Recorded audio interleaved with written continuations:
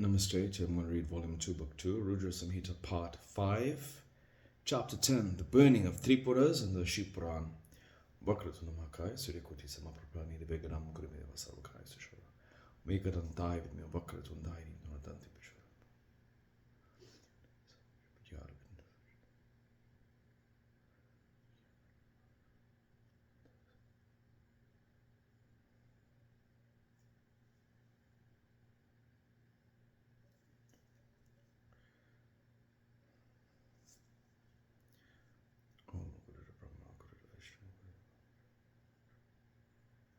Harium Tatsat. Sanat Kumara said, Then Shiva, the great Lord, seated in the chariot and equipped with everything, got ready to burn the 3 cities completely, the cities of the enemies of the gods. The Lord stood in the wonderful posture of Pratyalita for 100,000 years. The bow was well strung and kept near the head. The arrow was fixed. The fingers clenched at the bow firmly. The eyes were fixed. Ganesha was stationed on the thumb. During this time, the 3 cities did not come within the target path of the trident-bearing Lord. Then from the firmament, the odd-eyed Shiva, who was standing there holding the bow and the arrow, heard an auspicious voice. O Lord of the Master of the universe, you will not kill the Tripuras as long as the Lord Ganesh is not adored. On hearing these words, Shiva, the destroyer of Andhaka, called Bhadrakali and worshipped the elephant-faced god Ganesha. When Ganesha was worshipped, when he standing ahead was pleased, Lord Shiva saw the 3 cities of the powerful Asuras, sons of Taraka, joined together.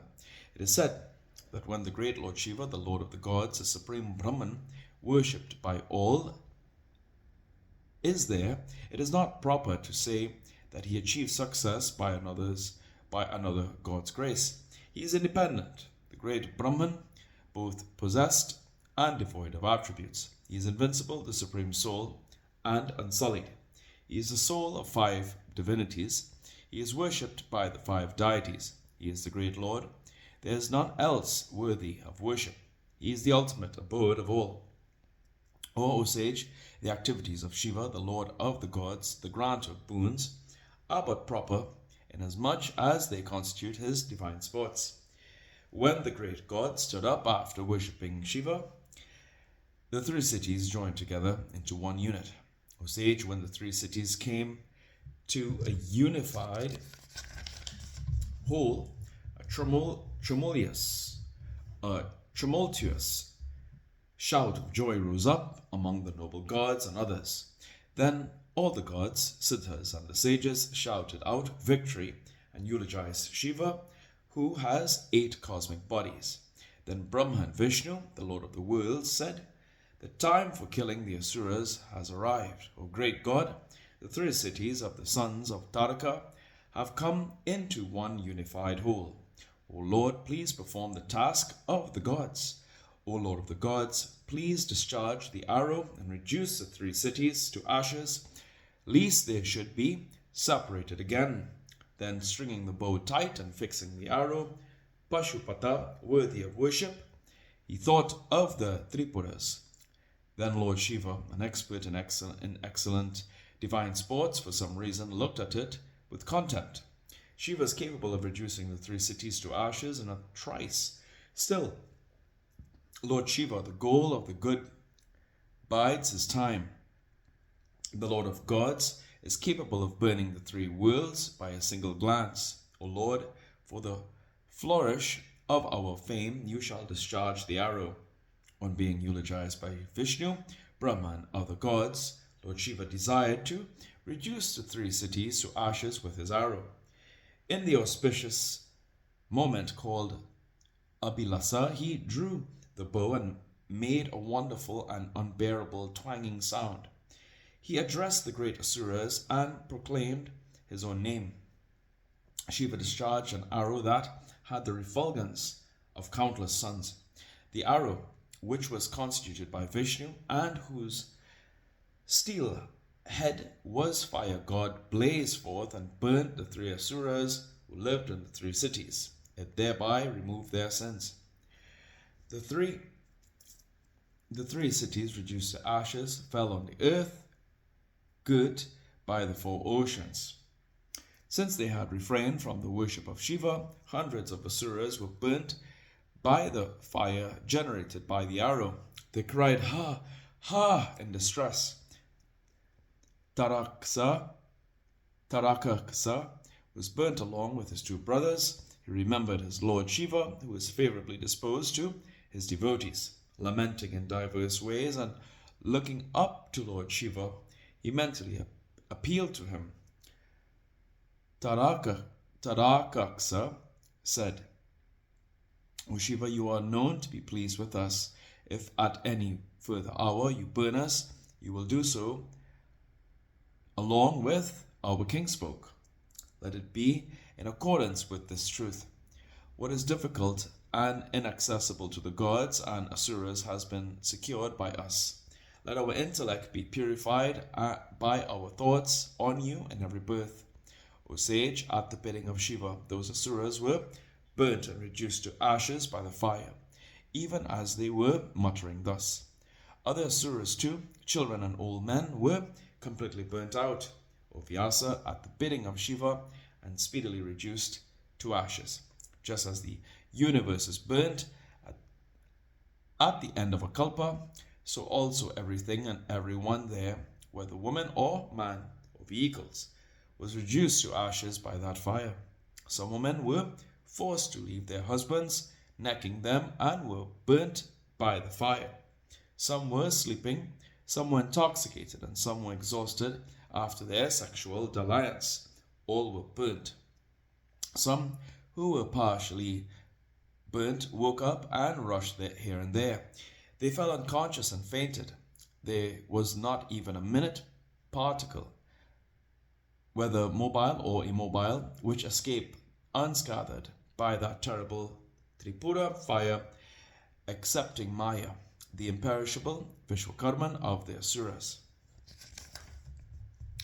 Those who were not opposed to the gods were saved by Shiva's brilliance. Those who devoutly sought refuge in Lord Shiva at the time of adversity, whether Asuras or other beings, those whose collective activities were not destructive were saved. Others of contrary activities were burnt in fire. Hence all possible efforts shall be made by good men to avoid despicable activities whereby people waste away themselves. Let there be no predicament to any as it happened in regard to the residents of the three cities. This is the opinion of all. By chance, if it happens, let it.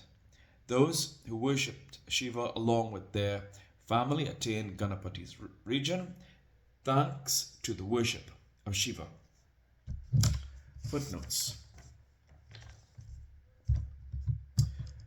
196. The Puranas record different versions of the burning of Tripuri. The present version is a regular legend based on an ancient tradition.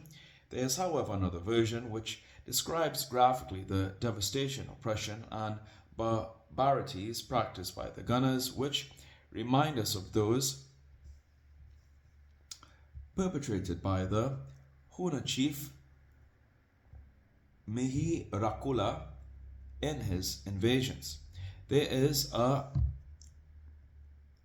veiled allusion to this event, for Agni is addressed as a Malacha, and this is in the Matsya Puran, page 188, 51. There is no such anachronism in the Shiva Puran account of Tripura Daha. 197. The five gods, Brahma, Vishnu, Rudra, Skanda, and Indra, see Shiva Puran, verse 14, chapter 48, are in essence identical with Shiva, but they have also their distinct forms in which they remain subservient to him. According to another version, the five deities are the sun, Ganesha, Durga, Rudra, and Vishnu.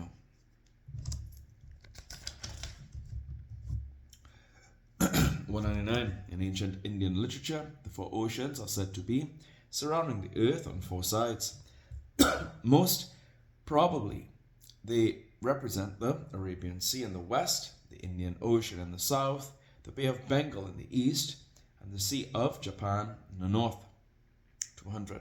For the detailed description of the burning of Tripuri, compare Matsya Puran, chapter 188. Here's today's reading of the Shiva Puran. Om Prabhu Prananatam Vimveshwanatam Jagannatanatam Sarantabhajan Bhujiptam Bhuveshwaram Bhutanatam Shivam Shankaram Shamam Nishanavide Om Kapurakaram Karanavataram Sansarasaram Bhujagendrahadam Sadavasantam Hridar Vende Bhavam Bhavami Saitam Namami Om Nama Parvati Pate Hara Hara Mahadeva Ki Jai Om Hujum Sambhurva Samtiram Bakam Vijame Sugandam Vishti Varanam Urvarakame Bandanam Mirichokshamam Mitatum Swaha Bhuvum Sahajum Hom Om Jayanti Mangala Kali, Badra Kali Kapali, Durga Kashma Shubhadatri Swaha Swadha Namaste. Om Tume Mata Chapita Tume Tume Bandusha Saka Tume Vidya Dravinam Tume Sarvam Mamadiva Shanti Shanti Shanti Hari Om Tatsa.